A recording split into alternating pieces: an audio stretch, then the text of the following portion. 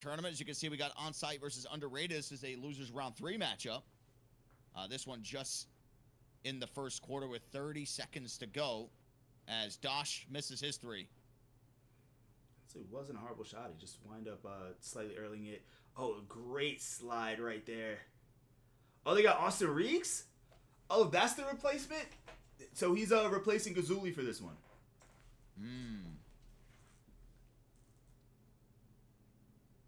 We'll get it out to Precise. And there's going to be a foul straight away from Mr. Ron. I'm not going to say the last part. That's actually Can't Swing, a.k.a. 𝐒𝐞. Yeah, so and 𝐒𝐞's been hooping all year long, so one of the best power forwards on this game with some diabolical names. Oh my god, that dot! Well, I'd say I don't feel like such an old head saying this. What happened to the time of everyone just having the gamer tag that matches their name? Man, Derek, I say the same thing all the time. How are we gonna keep up with people? You're like telling me, he's like, yeah, this guy's this person. I'm like, yeah, I'll try to keep up, but no promises at all. Oof, I definitely get that. And Bill, no, I'm not playing. We're actually watching the Unified Pro-Am Summer Championships going on live now. 15K's on the line. I'm here with my guy, Dirk the Caster, in the booth. If you want to watch this on the Unified Pro-Am channel, you can watch at twitch.tv/Unified Pro-Am. It's been a good time. I know that you were watching intently yesterday with a lot of the group play games that were going on, but nothing can beat the bracket play portion of these tournaments. Best of ones the entire way through. Of course, like, I mean, as bracket play, like group play, oh, beautiful. Get precise on the hash cut. Watch him look to kind of press this a little bit more. He kind of gives up his corner a lot when he has 2A, trying to just be a little bit more aggressive.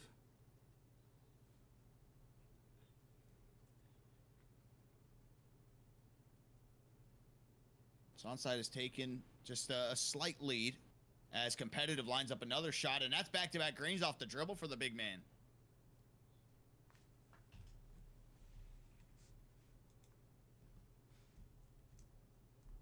Precise will ride this one up there on the sideline. Dosh trying to shake up. Does. Nice pull-up. Beautiful baseline midi right there from Dosh.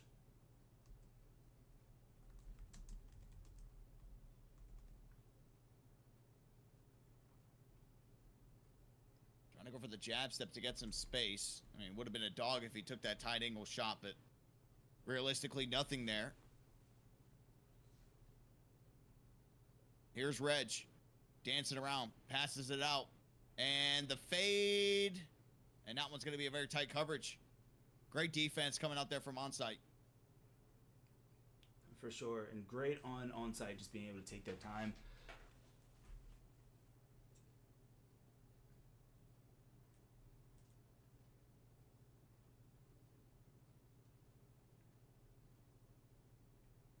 Dosh D-books there to the mid-range and greens a shot.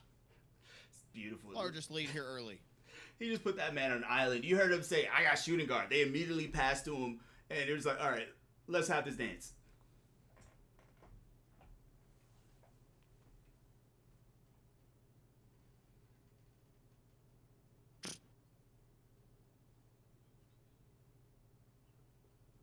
So I feel when I play, I just want to pluck steals. You get none. Nah, that's a lot harder in this game. Gotta get out the mud with bumping them. Not wrong, or even like more off-ball steals, but bump steals definitely are a lot more effective. You get some wonky animations with trying to go for on-ball steals. Precise tries turning a corner, gonna get stuck there on the reach.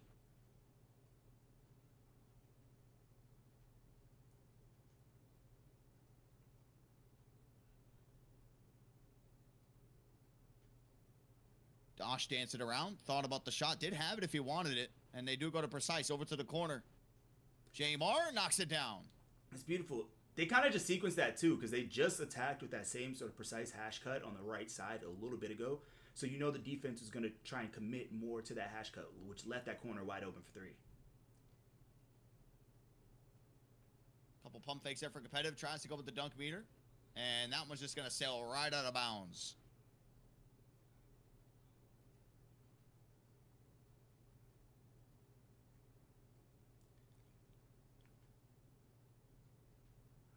Dirk, we have a question in chat. Like, do you have a favorite build of all time and like position?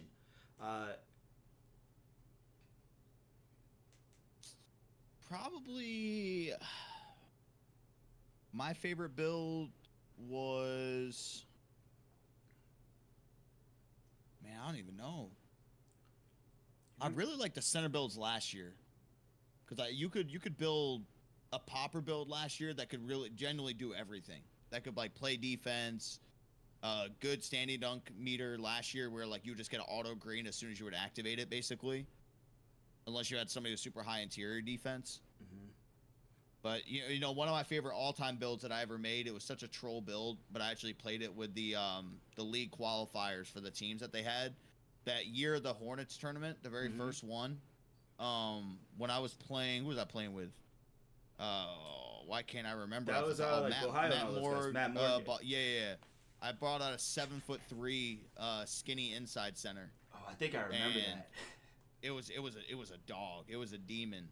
But it's obviously 7'3", and it doesn't do very good overall on the Pro-Am. So once I switched to my actual popper build, that's when we ended up winning the Wizards tournament. But I like that 7'3". I got accused of cheating, actually, for using that build. They said I remember that. That was above the rim. They, you know, thought you were... Because that was the Tendo's year, man. I was so stunned. I'm like, dude, it's Hall of Fame rebound chaser and a 7'3" center. Like, what are we arguing? Like, come on. Like, it was a witch hunt regardless that entire year, man. Like, I completely get it. Everybody was cracked out with Tendo, so you're accusing everybody. So, I get it. And then shot slasher from 2K18 in the league. That thing was so annoying. It was so damn good. Nice. I think what was it, 2K17 or 2K18, the rebounding rim protector, the 6'11". That was 2K9, because that was when you had set shots, so you didn't even have 3 and you were still green. But I mean, I remember that, like, cause like I remember it was like Little Don Juan. You know, when I first got into it, like he ran that build and he was just cracked on it. Just like the man got every single lane steal. He's playing the back end on his center build. Like that was one of my favorite builds of all time because you saw every competitive center using that build. But I mean, well, that's when small centers who were like regarding pick and roll started to become more of like an actual thing too, because that was the year with like Reg, Can't Guard Rob, and Tactuck, Calyrac, and then who was it? Unit. Yeah, I can't remember what their team name was called. Farewell. Yeah. And so I remember that's when Rob was guarding back, and I think he had like a 6'9" pure rim protector. But you had set shot on it so you could shoot, but then that thing was just cracked in the lane. So you'd run like the double 6'9s because everyone can obviously space the floor and shoot the ball regardless.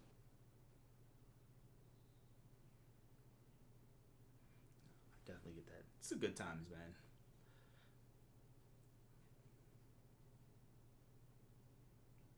I believe these are the games you're seeing in the last games of the night, if I'm not mistaken.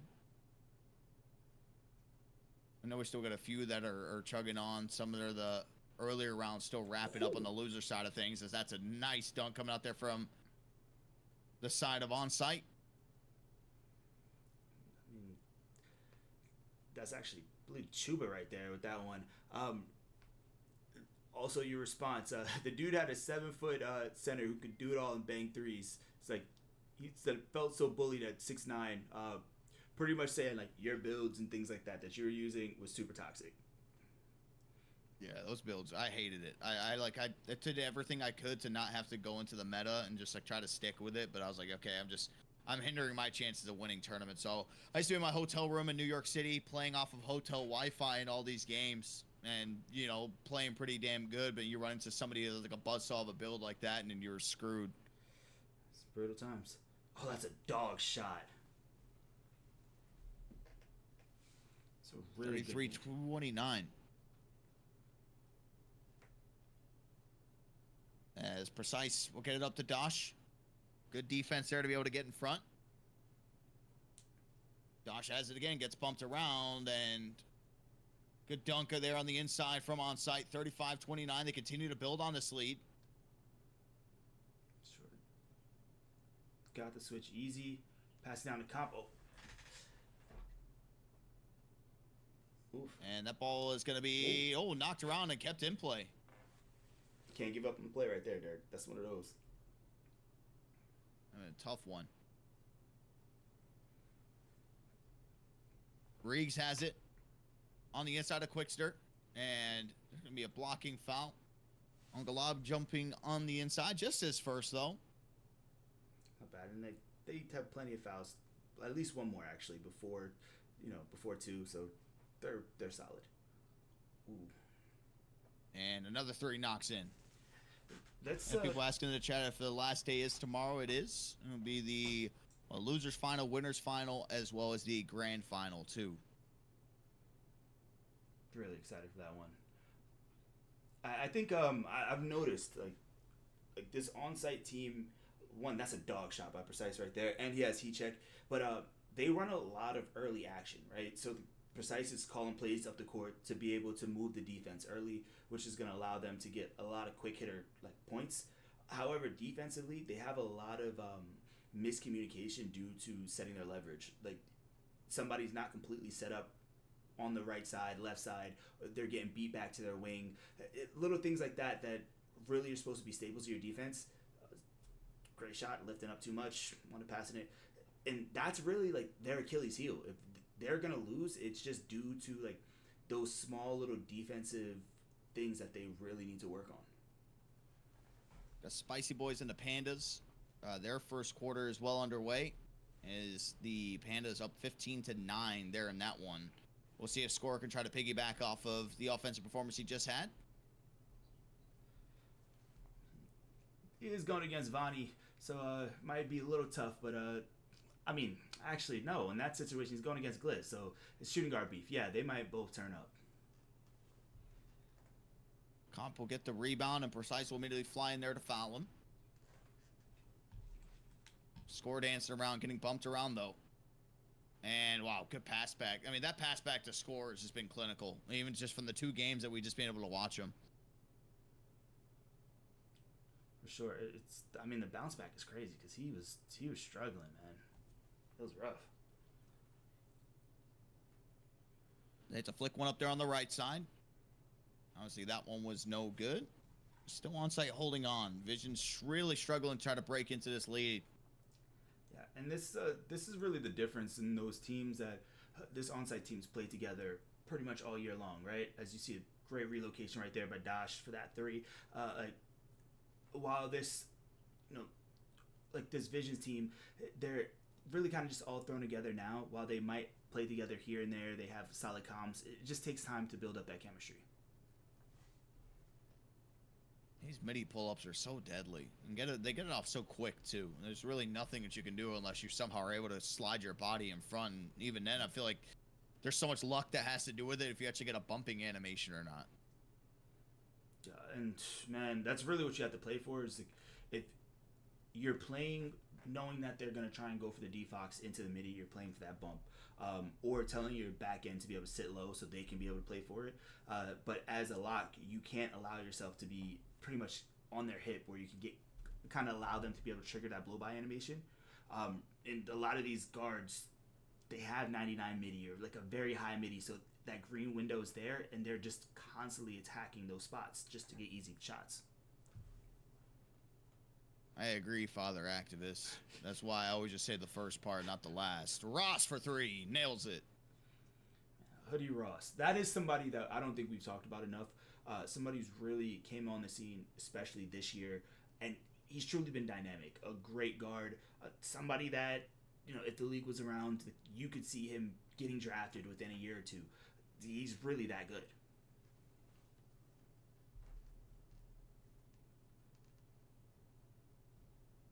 So they are able to bring it to within 4. This is probably the closest the game has been, but they do have a chance to try to make it into a 1-possession game here, and they finally do. 2-point game. Ready to just take the time, dump it down. That is so interesting. What do you think that does, genuinely? Like, doing the refresh thing. I'm not an Xbox guy, so if there's any Xbox players that are out there, like, does the refresh on the games and apps make a difference? It's more so does the it frame run rate smoother? thing. Does it do anything, Yeah, though? it Like, just genuinely? Sometimes like a frame rate issue, things like that. It could be a mental thing. I think that kind of gets to it at one point, but just more so refreshing frame rates. There's a lot of crazy conspiracies over the years of 2K. One of the most ridiculous ones, and I will never, ever, ever believe this. Resetting your jump shot does something. That does nothing. You know, like, I don't know if it's like that this year, but people are like, oh man, I didn't hit a single shot the game. I got to go build my jump shot again and put it on. Did nothing. Nah, yeah, I don't think that's more of a thing. But, like, come on, like, just like with sports, 2K players are so... Oof. Oh, we missed it. Like, 2K players are so, just... I'm blanking on It's just the a word. mental thing, Yeah, right? it It's really like one of is. those things, if a stranger came up to you and said, hey, if you drink this water, it's going to cure your headache, you're probably going to drink the water and you're like, oh, my headache is starting to go away. Superstitious. There Yeah, you go. that's the word. it. Thank you, 4KJ. Yeah, superstitious. I mean, I'm very superstitious when it comes to a lot of things. Like, very routine oriented when it comes to like game days, certain stuff like that. But 2K community gets a little crazy with it, man. Yeah, buying boosts when you have 99 in the statistical categories, which Whoa, obviously whoa, you might no, be no, lacking no, some. no. That is actually a proven thing that boost does boost your green window and certain things like that. So like, that is a truth. So, but then it means it's not an attribute boost. Then it's just like an overall But boost. It's a boost to like the green windows. So like when you think about like your jump shot windows, like it just adds on a few extra milliseconds to each side, which can really be a difference. But also when it comes to steals boost, right? Like when it goes for steals, like steals has a green window as well. So it really just boosts the green window that you have to be able to get a steal as well. Now, drop your superstitions in the chat. We all have them. I mean, I don't know if it's like superstitious, but I always felt like I green better when I don't have any hand accessories on my center builds, on my right hand only. Don't know why. Now, see, It's like, because I look at the hand when I shoot though. That's sort of like my release window. I don't like just go off the mental timing. I actually look at my character like when it goes. So I feel like if I have something on there and I can't truly see it, I don't know. That's how I've always been though when I've played. well, I could see that because it gives you like more of a cue. But like when it comes to like boosts and things like that, it does just increase that window. We know that like we're going for a board. I see like Act in the chat saying that. A lot of times when it comes to like jumping, right? Like you have a time to be able to really jump for a board when the ball's in the air to be able to get the best sort of jump, or even like a turbo leap. Like those are really what boosts are for, is to be able to just boost that little window so that it just limits your margin of error. Biggest superstition is unplugging your controller. I mean, actually, there's some things to where plugging your controller and unplugging it does affect the latency, but it has to do with how many Bluetooth devices you have around your console. It's the biggest thing. That's why LANs on PS5 first struggled like in some games because you had too many Bluetooth devices in one spot, so it did slow things down. I think actually League dealt with that a little bit too, as Twin gets found there through the back door. Onside still doing a good job of holding on to this league, and people saying people actually play 2K with control freaks. Saying, Joe, I'm not sure if anybody in your team that you coached used control freaks, but there are a lot of players in the 2K league who use control freaks. Bro, like I give it to my GM. He bought everybody brand new Scuff gaming controllers. He was not playing when it came to any of that stuff, and just trying to do anything to like work for a work for an advantage. Of course you have to keep the Bluetooth on, but a lot of times with PlayStation, right, like you're supposed to turn the Bluetooth off, make sure you're connected the entire time because that'll kill the latency there. However, like with Xbox, you have people using like select controllers, so that they can be able to limit latency. Like that's really when it starts to get into the skill gap, including like 1 millisecond, like 1 millisecond monitors. All that stuff matters.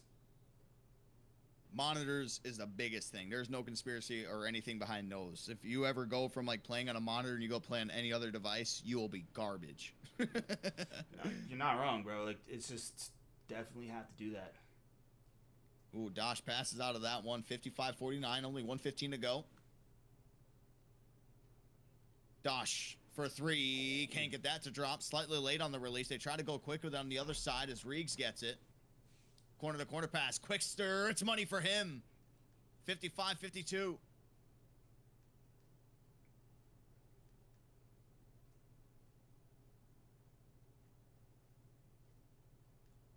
Precise will reset things. And they go back door. And that one's going to be some good defense coming out of the corner. I think he was trying to go more so for like trying to get the standing of the driving and just I think he pressed the button or just went up for it with the stick just a little too far, which gave him that layup. Father Activist says, why does that second voice sound familiar? He's either talking about me or you. Well, I mean, if you're talking about the other voice that's not me right now, that is the legendary Dirk the Caster, all right? So we got to make sure we come correct with him. Legendary. I like that. It's the truth. Ross trying to shake him up. They get the switch. Dosh going to be the one guarding. Only 3 seconds to work with, though. Can he get something? Got the crab there. Good pass down the comp, and he throws it down. We're at a 1-point game. It's a great play. Great timing, too, by Hoodie Ross to be able to just control it and then wait to the last possible second to be able to dump it down. You've been able to hold off the push this entire time. And Precise takes it. Contested. Can't make it. And now you're in a situation where any basket can win this ball game. Ross bumped around. 5 seconds to work with. Comp gets it. And they're going to call a timeout as he try to put that ball down on the floor. Oh, this is a tough one, Dirk. What are you calling here? What are you thinking? Give me something in the midi. I don't care who it is. Comp's done it. Point guards do it. Everybody can do it. And they're going to call another timeout to talk things over. They might go maybe overload, trying to get Hoodie Ross into more so like a baseline midi too.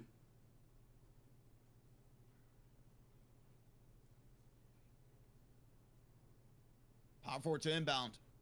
They get it in. Ross on the inside. Reeves throws it down, but still 2.2 to go. This is that's tough. One, you can't just give up a hash cut like that just instantly. Come on, man. What are we doing? What are we guarding? We're not guarding ball. But here, it's a great team with a lot of hype. Just look for the off balls right here for Dosh.